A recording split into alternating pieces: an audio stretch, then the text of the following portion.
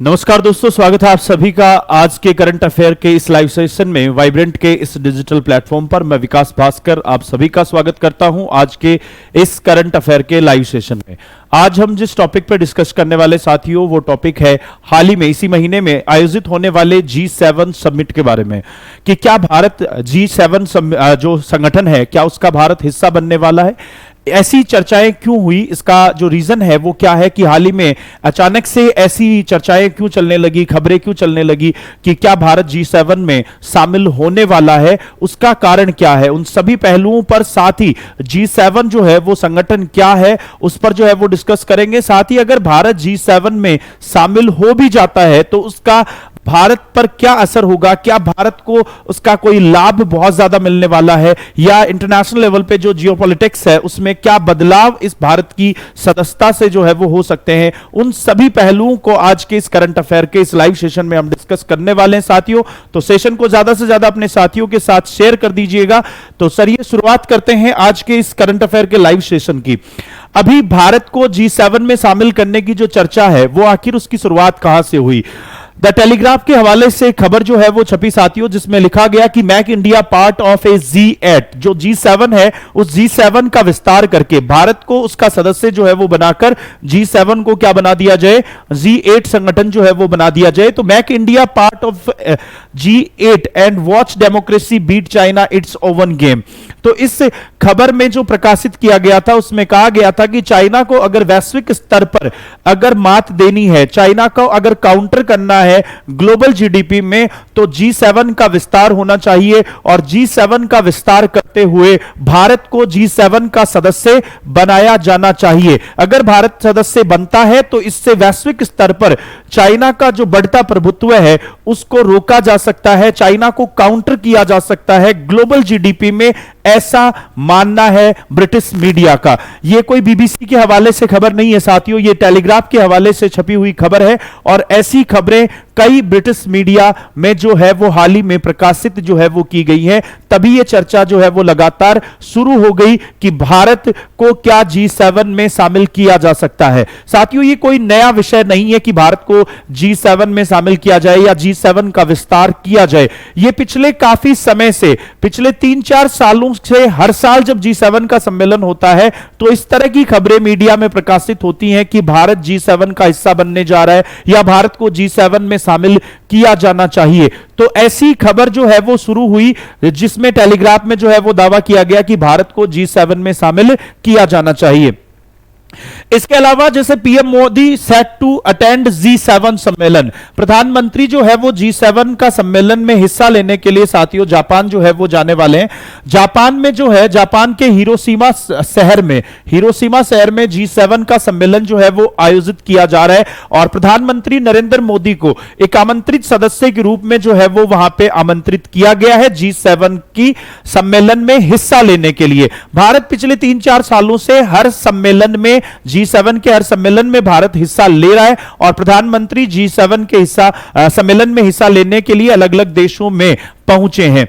लेकिन इसमें महत्वपूर्ण चीज यह है कि भारत G7 का हिस्सा नहीं होने के बावजूद भी पिछले 3-4 सालों से आयोजित हो रहे G7 के हर सम्मेलन में भारत को आमंत्रित किया जाता है। तभी ऐसी खबरें जो है वो चर्चा में आती हैं। कब से इनकी शुरुआत हुई और क्या वास्तव में ही भारत G7 में शामिल होना चाहता है, और भारत अगर इसमें शामिल होता है तो इससे भारत को क्या लाभ होंगे, उन पर भी बात करेंगे। तो आने वाला जो कुछ समय है, आने वाला जो 6-7 महीने हैं, यानी 2023 का अब जो बचे हुए 6-7 महीने, उन बचे हुए 6-7 महीनों में भारत के लिए अंतर्राष्ट्रीय स्तर पर या यूं कहूं कि जियोपॉलिटिक्स में भारत चर्चा में रहने वाला है साथियों। उसके कई से रीजन है, जैसे भारत G7 जो संगठन है उसमें हिस्सा लेने के लिए जो है वो जापान जा रहे हैं। इसी महीने में प्रधानमंत्री नरेंद्र मोदी क्वाड का सम्मेलन अटेंड करने के लिए ऑस्ट्रेलिया में जाने वाले हैं।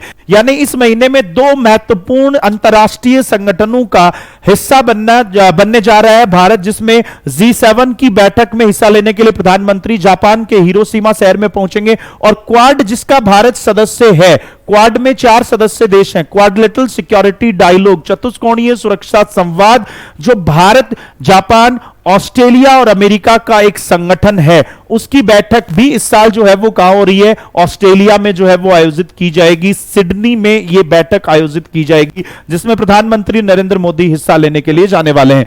इसके अलावा प्रधानमंत्री जून 2023 में जो है वो अमेरिका यात्रा पर भी जाने वाले हैं। यानी प्रधानमंत्री नरेंद्र मोदी जो बाइडेन के प्रेसिडेंट बनने के बाद उनकी पहली अमेरिकी यात्रा होगी, जहां पर वो जो बाइडेन से अगले महीने में मुलाकात करेंगे। और इसी साल G20 में भारत का जो सम्मेलन आयोजित होने वाला है, उस सम्मेलन में बाइडेन को इन्विटेशन जो है वो देने के लिए प्रधानमंत्री जून में अमेरिका भी जाने वाले हैं। यानी आने वाले 4-5 महीने, जो 6-7 महीने का समय रहेगा, इसमें भारत काफी चर्चा में रहने वाला है। वैश्विक स्तर पर भारत की जिस तरीके से जो है वो एक तरीके से डिमांड बढ़ रही है, सब भारत के साथ जुड़ना चाहते हैं। क्यों? क्योंकि उसका रीजन है कि भारतीय जो अर्थव्यवस्था है वो वर्तमान में दुनिया की सबसे तेजी से उभरती हुई अर्थव्यवस्था है साथियों। इसके अलावा अगर बात करें कि जो G7 है, आखिर वो भारत को शामिल क्यों करना चाहता है, या ऐसी खबरें हर बार क्यों आती हैं कि G7 जो है उसमें भारत को शामिल होना चाहिए? उसका रीजन क्या है? उसका रीजन है कि G7 की लगातार गिर रही पॉपुलैरिटी। कोई समय था जब वैश्विक अर्थव्यवस्था में G7 काफी महत्वपूर्ण स्थान जो है वो साथियों रखता था। वैश्विक स्तर में एक दौर था जब G7 का इकोनॉमी में जो हिस्सा था वो लगभग 65% हिस्सा था। लेकिन आप यहां जो है वो खबर देख रहे हैं कि the BRICS has overtaken the G7 in global GDP. यानी वैश्विक स्तर पर जिस तरीके से आप ब्रिक्स की जो पॉपुलैरिटी बढ़ता हुआ देख रहे हैं, कि जिस तरीके से ब्रिक्स का वैश्विक अर्थव्यवस्था में जीडीपी में ग्राफ बढ़ रहा है, उधर उसी तरीके से ये जो है वो G7 का जो ग्राफ गिर रहा है। यानी वैश्विक स्तर पर इकोनॉमी में G7 का जो डाउनफॉल आपको नजर आ रहा होगा ग्राफ में। ये जो ग्राफ आप देख रहे हैं ये ब्रिक्स का ग्राफ है साथियों, जो लगातार बढ़ रहा है। और जो G7 का ग्राफ है उसमें लगातार जो है वो क्या हो रही है, गिरावट जो है वो देखने को मिल रही है। अब ब्रिक्स क्यों महत्वपूर्ण है? ब्रिक्स महत्वपूर्ण इसलिए है कि ब्रिक्स जो है वो वर्तमान में एक ऐसा संगठन है जिसने बहुत कम समय में अंतरराष्ट्रीय स्तर पर अपनी एक अलग पहचान बनाई है साथियों।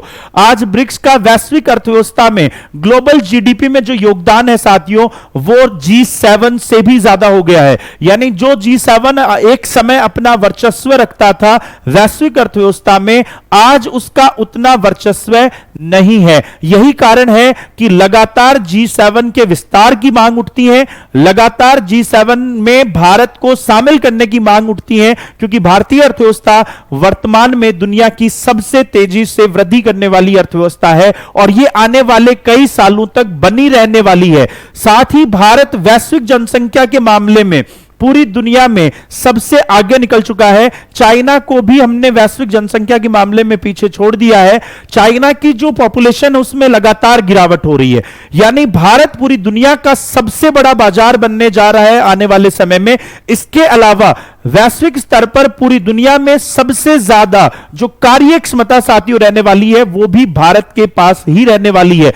यही कारण है कि पूरी दुनिया में सबसे बड़ा बाजार, पूरी दुनिया में सबसे ज्यादा कार्य क्षमता और पूरी दुनिया में सबसे तेजी से उभरती हुई अर्थव्यवस्था वाले देश के साथ सभी देश जुड़ना चाहते हैं। सभी संगठन चाहते हैं कि वो भारत को अपने साथ शामिल करें, ताकि अंतर्राष्ट्रीय स्तर पर चाइना के बढ़ते वर्चस्व को चुनौती दी जा सके, चाइना को काउंटर किया जा सके।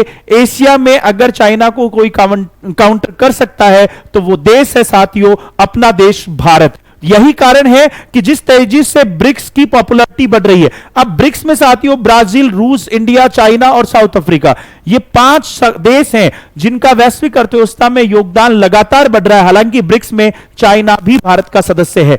आज के समय में जो वैश्विक स्तर पर रिश्ते हैं, जो रिलेशन है, वो डिपेंड करते हैं आर्थिक हितों पर।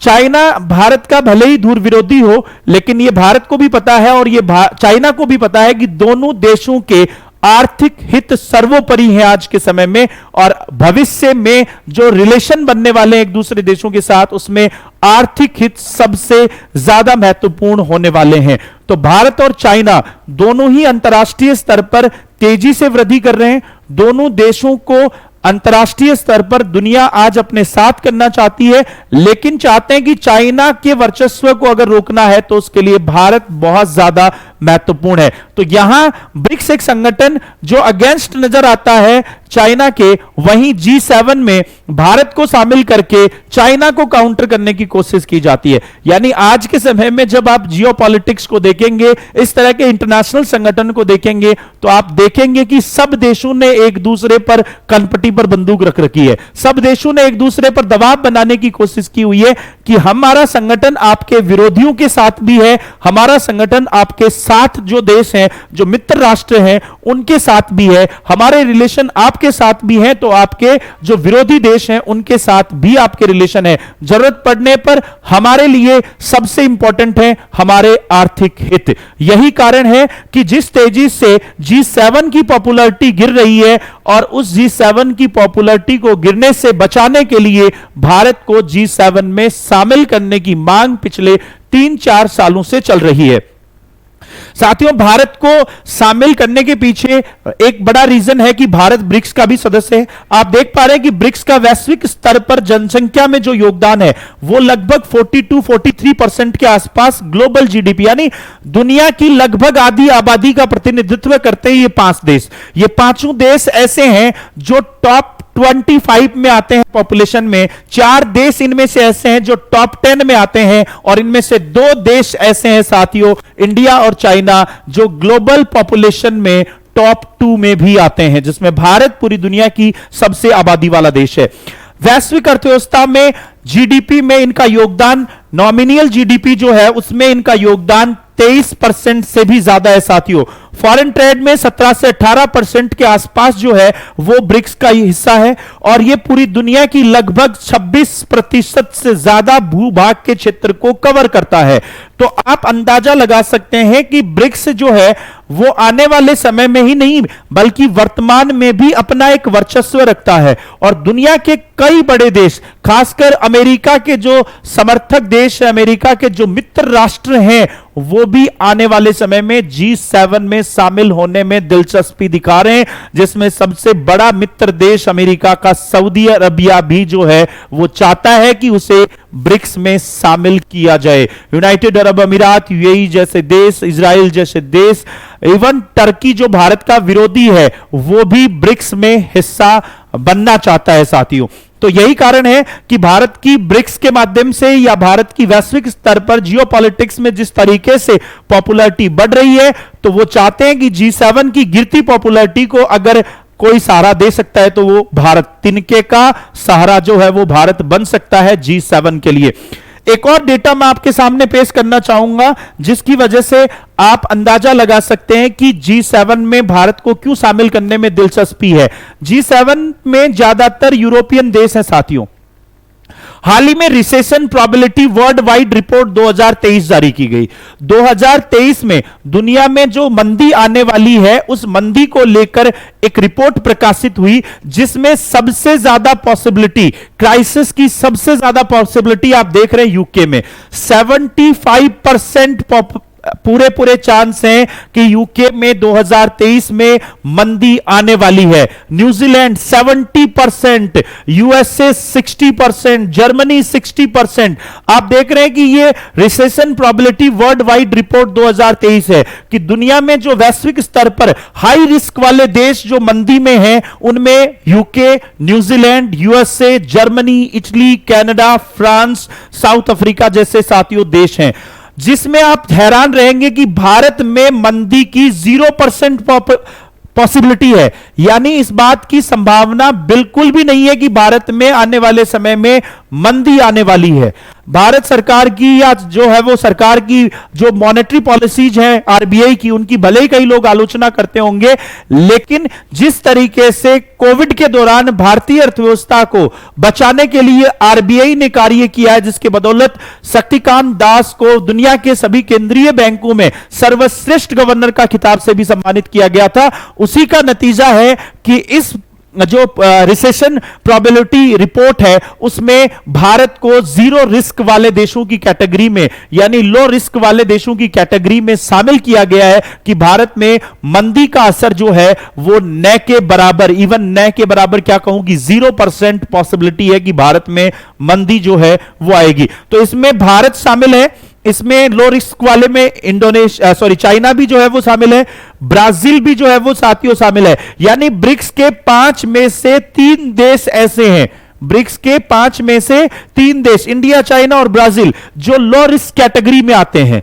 इसमें ब्रिक्स नेशंस में रशिया जो है और जो आपके साउथ अफ्रीका है, यहां मंदी का खतरा बना हुआ है साउथ अफ्रीका और रूस में।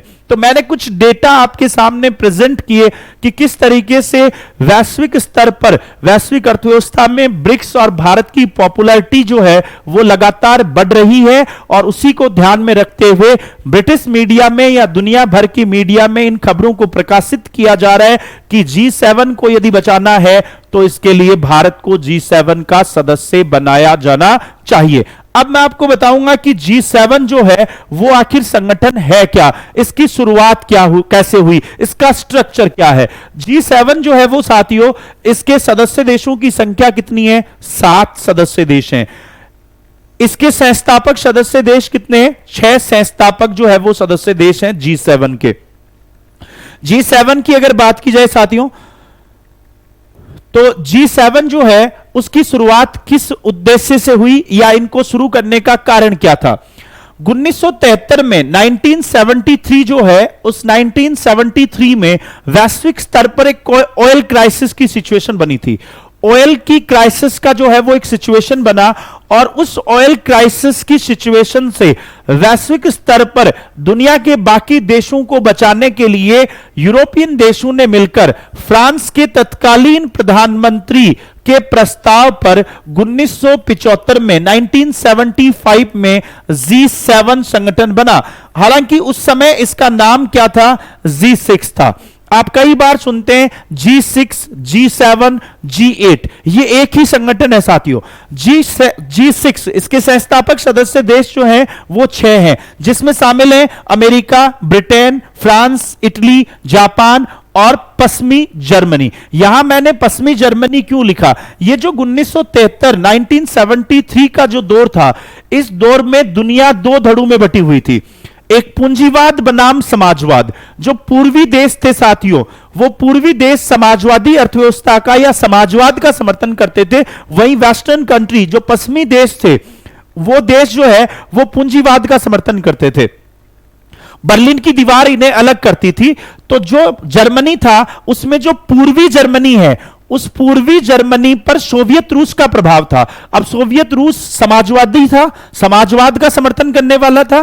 तो जो पूर्वी जर्मनी था, वो पूर्वी जर्मनी पर समाजवाद का या रूस का, सोवियत रूस का प्रभाव होने की वजह से जर्मनी 2 अलग अलग हिस्सों में था। एक पश्चिमी जर्मनी जो यूरोपियन देशों की तरफ उसका झुकाव था, वो पूंजीवाद का समर्थन करता था, और वहीं जो आपका पूर्वी जर्मनी है वो सोवियत रूस का समर्थन करता था। इसलिए यहां पे पश्चिमी जर्मनी लिखा था। तो ये 6 संस्थापक सदस्य देश थे। उसके बाद में 1976 में 1976 में पहली बार G7 का विस्तार हुआ। G7 का विस्तार हुआ और कनाडा को इसके 7वें सदस्य देश के रूप में शामिल किया गया।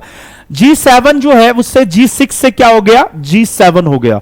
G7 की अगर बात करें साथियों, तो G7 की शुरुआत का प्रमुख उद्देश्य तो यही था कि जो ऑयल क्राइसिस है, उस ऑयल क्राइसिस से वैश्विक स्तर पर जो है वो बचाया जा सके देशों को। और ये जो G7 है, इसमें पूंजीवाद का समर्थन करने वाले देश थे।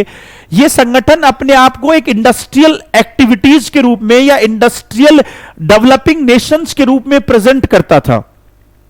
और G7 का मानना है कि वो जो कार्य करता है वो कम्युनिटी ऑफ वैल्यूज के सिद्धांतों पर कार्य करता है। कम्युनिटी ऑफ वैल्यूज का मतलब यहां पर यह है कि G7 अपने सहयोगी देशों में इंडस्ट्रियल एक्टिविटीज को बढ़ाने के उद्देश्य से काम करता है। यह इन देशों में मौलिक अधिकारों की रक्षा करने के लिए कार्य करता है। यह इन देशों की अर्थव्यवस्था को बढ़ावा देने के लिए कार्य करता है। तो ये समय इसका वैश्विक स्तर में लगभग 65% जीडीपी में योगदान हुआ करता था। अब ये जो संगठन है इसका विस्तार भी हुआ, ऐसा नहीं कि विस्तार नहीं हुआ। जैसे पहला विस्तार 1976 में हुआ और G6 से ये G7 बन गया, जिसमें कनाडा को जो है वो शामिल कर दिया गया। लेकिन ये पूरी विश्व के को प्रतिनिधित्व करने वाला संगठन नहीं है। जैसे हम यूनाइटेड नेशन देखते हैं कि एक बड़ा संगठन है जो वैश्विक स्तर पर पूरी दुनिया की आबादी को का एक रिप्रेजेंटेटिव के तौर पर काम करता है। आप देखते हैं WTO वर्ल्ड ट्रेड ऑर्गेनाइजेशन जैसे संगठन जो 164 देशों का प्रतिनिधित्व करते हैं। तो ये एक जो संगठन है G7, इसे हम नहीं कह सकते कि ये एक वैश्विक स्तर का संगठन है और ये वैश्विक स्तर के सभी देशों का एक रिप्रेजेंटेटिव के तौर पर काम करता है, ऐसा नहीं है। केवल 7 इसके सदस्य देश हैं वर्तमान में। इसके बाद भी इसका विस्तार हुआ, इसके बाद भी जो है वो G7 का जो अगला विस्तार हुआ साथियों, उसकी अगर बात करें तो जब सोवियत रूस का जब विभाजन हुआ, तो सोवियत रूस के विभाजन के समय 1991 में सोवियत रूस के विभाजन होने के 7 साल बाद, सोवियत रूस के विभाजन होने के 7 साल के बाद में रूस को जो है वो इसका सदस्य देश बनाया गया साथियों। और 7 साल बाद यानी 1998 में इसका दूसरी बार विस्तार हुआ और G7 जो है वो क्या बन गया, G8 बन गया। तो आप G6, G7 और G8 ये एक ही संगठन है। संस्थापक सदस्य देश 6, पहली बार विस्तार 1976, कनाडा इसका मेंबर बना और ये G7 बन गया। 1991 में सोवियत रूस के विभाजन के 7 साल के बाद में 1998 में रूस को इसका सदस्य जो है वो बनाया गया और ये कार्य करता रहा। लेकिन साल 2014 तक आते आते जो है वो रूस और क्रीमिया, अभी जो रूस और यूक्रेन का आप विवाद देख रहे हैं, इसकी शुरुआत 2014 में ही हो गई थी। रूस का एक पहले हिस्सा था क्रीमिया जो यूक्रेन को दे दिया गया था। रूस ने 2014 में क्या किया कि क्रीमिया पर हमला करके क्रीमिया को रूस ने अपने कब्जे में ले लिया। इसी बात से यूरोपियन देश, G7 के देश नाराज थे और 2014 में रूस को G7 से G8 से क्या कर दिया गया, बाहर कर दिया गया और फिर ये क्या बन गया, G7 बन गया। लेकिन अमेरिका में जब अमेरिका के राष्ट्रपति बने डोनाल्ड ट्रंप की अगर बात करें तो डोनाल्ड ट्रंप चाहते थे G7 का विस्तार करना। जैसे मैंने आपको कहा कि पिछले 2-3 सालों से लगातार इस चीज की मांग उठती रही है कि G7 का विस्तार होना चाहिए। G7 की लगातार गिर रही पॉपुलैरिटी को फिर से बढ़ाने के लिए इसमें कुछ और देशों को शामिल किया जाना चाहिए।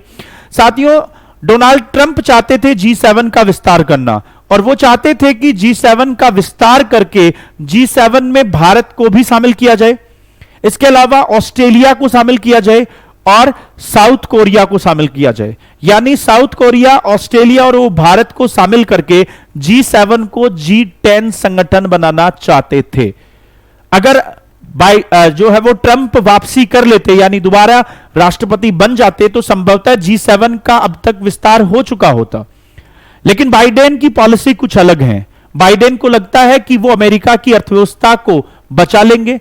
इसकी संभावनाएं बहुत कम है क्योंकि अमेरिका में आने वाले समय में एक बड़ी मंदी आने वाली है। आप देख रहे हैं कि अमेरिका पर लगातार कर्जा बढ़ रहा है और अमेरिका पर आज जो कर्जा है वो इतना हो चुका है कि अगर उन्होंने अपने कर्ज लेने की लिमिट को नहीं बढ़ाया तो आने वाले समय में अमेरिका वो देश होगा जिसमें सरकार के पास अपने खर्चों को निकालने के भी पैसे नहीं होंगे। आज उन पर उनकी GDP का 100% से भी ज्यादा कर्ज हो चुका है। पूंजीवादी देश उधार लेकर खर्च करने की प्रवृत्ति की तरफ काम करते हैं साथियों। उनकी पॉलिसी है मार्केट इकोनॉमी, बाजार अर्थव्यवस्था, यानी बाजार में लगातार डिमांड रहे और उस डिमांड को लगातार पूरा किया जाए, उससे प्रोडक्शन बढ़ता रहेगा, उससे GDP बढ़ती रहेगी। अगर पैसा नहीं है तो उधार लेकर खर्च करें। वहीं भारत की जो पॉलिसी है वो उधार लेकर खर्च करने की नहीं है। भारत की नीति क्या है? भारत की नीति है सेविंग को इंपॉर्टेंस देना, बचत को प्रोत्साहन देना। और ये आज की नीति नहीं है, ये हमारे पूर्वजों की नीति है। हमारे पूर्वजों ने हमें सिखाया है कि हमेशा सेविंग को इंपॉर्टेंस दें, हमेशा पैसा बचाने पर फोकस करें, खर्च उतना ही करें जितनी कमाई है, यानी पैर उतने ही पसारें जितनी कंबल है। हालांकि धीरे धीरे भारत में भी वेस्टर्न कल्चर या पश्चिमी देशों का प्रभाव देखने को मिल रहा है। धीरे धीरे भारतीय लोग भी उधार लेकर खर्च करने की प्रवृत्ति की तरफ बढ़ रहे हैं। ये प्रवृत्ति भले ही अर्थव्यवस्था के लिए अच्छी हो, शॉर्ट टर्म के लिए अच्छी हो, लेकिन लॉन्ग टर्म के लिए नहीं कह सकते कि ये उधार लेकर खर्च करने की प्रवृत्ति अच्छी है। उधार लेना, लोन लेना गलत नहीं है साथियों। लोन दो तरह के हैं, गुड लोन और बैड लोन। एक लोन जो आपका एसेट्स बन जाए और एक लोन जो आपकी लायबिलिटी बन जाए। एक ऐसा लोन है जिसको आप लेकर कोई आप इन्वेस्ट कर रहे हैं, उससे आपको रिटर्न मिल रहा है। यानी एक तो आप लोन ले रहे हैं इंफ्रास्ट्रक्चर को डेवलप करने के लिए, आप अपना व्यवसाय शुरू करने के लिए लोन ले रहे हैं, वो गुड लोन है, वो आपकी एसेट्स को बढ़ाएगा। एक लोन ऐसा है जिससे आप रोजमर्रा की जीवन यापन करने के लिए खर्च कर रहे हैं, या सरकार फ्री वाली चीजें, फ्री के गेहूं, फ्री के राशन बांटने के लिए लोन ले रही है, यह लायबिलिटी बनेगा। आप मोबाइल खरीद रहे हैं ईएमआई पर, आप जो है वो लैपटॉप खरीद रहे हैं ईएमआई पर, यह बैड लोन की कैटेगरी में आता है, यह लायबिलिटी बनेगा, न कि आपके एसेट्स बनेगा। तो उधार लेना गलत नहीं है। मेन मुद्दा यह है कि आपने जो उधार लिया है, वो उधार लिया हुआ लोन जो है वो आपकी लायबिलिटी बनेगा या एसेट्स बनेगा। तो हमारी प्रवृत्ति क्या है? हमारी प्रवृत्ति है सेविंग को इंपॉर्टेंस देना, पैसे को बचाना और खर्च उतना ही करना जितनी कमाई है। वहीं पूंजीवादी देशों में इसका प्रभाव यह है कि उधार लेकर खर्च करने की प्रवृत्ति। कोविड के दौरान यूरोपियन देश या अमेरिकी देशों ने नोट छाप छाप के लोगों को जो है वो दिया। बाजार में मंदी नहीं आनी चाहिए, लेकिन वो उधार लेकर खर्च करने की प्रवृत्ति, वैश्विक स्तर पर अपनी अर्थव्यवस्था को बढ़ाकर आंकड़े पेश करने की प्रवृत्ति, वैश्विक स्तर पर अपना वर्चस्व बनाए रखने की प्रवृत्ति आज अमेरिका जैसे देशों को मंदी तक पहुंचाने की कगार पर पहुंचा चुकी है साथियों। आज यूरोपियन देशों की हालत काफी ज्यादा खराब है। वहां इन्फ्लेशन बहुत ज्यादा बढ़ चुका है, वहां महंगाई बहुत ज्यादा बढ़ चुकी है। एक समय था जब यूरोप का इतना ज्यादा वर्चस्व था, कहा जाता कि यूरोप का साम्राज्य इतना साम्राज्य है, ब्रिटेन का साम्राज्य इतना साम्राज्य है कि सूर्य अस्त नहीं होता। आज उस ब्रिटेन की हालत यह है कि उनकी 4 टमाटर खरीदने की औकात नहीं बची है। आप कई बार न्यूज़पेपर में पढ़ते हैं कि ब्रिटेन में फूड सप्लाई इतनी ज्यादा प्रभावित है कि वहां पे सर्कुलर जारी करना पड़ता है कि एक व्यक्ति 4 से ज्यादा टमाटर न खरीदे, 2 से ज्यादा प्याज न खरीदे। यह समय का ही फेर है कि जिस ब्रिटेन का पूरी दुनिया में साम्राज्य था, आज उन लोगों की 4 टमाटर खरीदने की औकात नहीं बची है। यह है उधार लेकर खर्च करने की प्रवृत्ति की तरफ बढ़ते हुए देशों के परिणाम। और वहीं भारत जो है वो अपनी इकोनॉमी को भी बचाया कोविड के दौरान, और लोगों में सेविंग की इंपॉर्टेंस जो थी हमेशा से, उसी का नतीजा है कि आज भारतीय अर्थव्यवस्था दुनिया में सबसे तेजी से बढ़ने वाली अर्थव्यवस्था है। तो अब चाहते हैं कि G7 का विस्तार करके भारत को G7 में शामिल किया जाए। इसी वजह से भारत को जो है वो इसकी लगातार डिमांड हो रही है। हम बात करें कि भारत अगर G7 का सदस्य बन जाए तो यह भारत के लिए कितना महत्वपूर्ण होगा। मैंने कहा कि भारत को G7 जो है वो एक ऐसा संगठन है जिसकी नैया डूब रही है, जो स्लो डाउन हो रहा है। वहां पे क्राइसिस जैसी सिचुएशन या रिसेशन जैसी सिचुएशन जो है वो आने वाले समय में आने वाली है। हाँ, यह जरूर है कि यूरोपियन देश और अमेरिकी देशों के साथ भारत के रिलेशन अच्छे हैं। अंतर्राष्ट्रीय स्तर पर जियोपॉलिटिक्स के नजरिए से देखें, अगर पॉलिटिकल एजेंडे से देखें तो G7 की सदस्यता भारत के लिए काफी उपयोगी है। अंतर्राष्ट्रीय स्तर पर और यूरोपियन और अमेरिकी देशों में इससे भारत का वर्चस्व बढ़ेगा, जियोपॉलिटिक्स में भारत का वर्चस्व बढ़ेगा। लेकिन यह नहीं है कि इकोनॉमिक लिहाज से G7 भारत को कोई बहुत ज्यादा फायदा पहुंचा देगा, क्योंकि वो तो खुद ही चाहता है कि भारत अगर उसका सदस्य बन जाए तो उसकी डूबती नैया को बचाया जा सके। G7 का आने वाले समय में विस्तार होगा या नहीं होगा, उस पर भी आने वाले सेशन में हम डिस्कस करेंगे। जो जापान में हिरोशिमा में होने वाला G7 का सम्मेलन है, उस पर भी जो है वो हम नजर बनाए हुए हैं, और अगर भारत सदस्य बनता है तो हम अगले सेशन में उस पर भी जो है वो साथियों चर्चा करेंगे। ऐसे ही सेशन आने वाले समय में हम आपके लिए लगातार लाते रहेंगे। जुड़े रहें vibrant e learning digital platform के साथ। आज के सेशन में जुड़ने के लिए आप सभी साथियों का बहुत बहुत धन्यवाद। मिलते हैं जल्द ही एक और नए करंट अफेयर के लाइव सेशन के साथ। धन्यवाद।